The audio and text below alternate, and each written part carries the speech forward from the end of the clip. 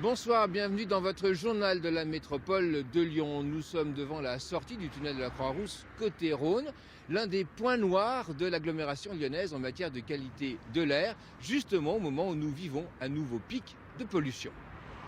Et les associations environnementales ne se sont pas privées de le rappeler ce matin en déployant une banderole au-dessus de l'entrée du tunnel. À quelques pas de là, l'école Michel Servet. C'est ici qu'est mesuré l'un des plus forts taux de pollution de la ville en particules fines comme en dioxyde d'azote.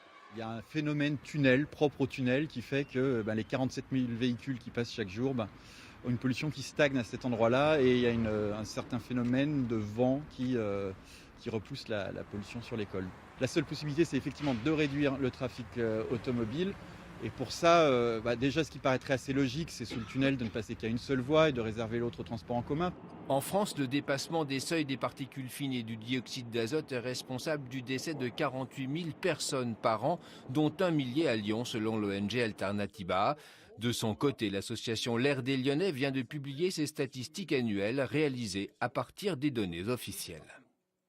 Il y a une station de mesure sur l'école Michel Servet. On a été en dépassement pendant le week-end. Elle montre du doigt l'augmentation des émissions de dioxyde d'azote et un phénomène de stagnation des polluants dans les rues étroites autour de l'école.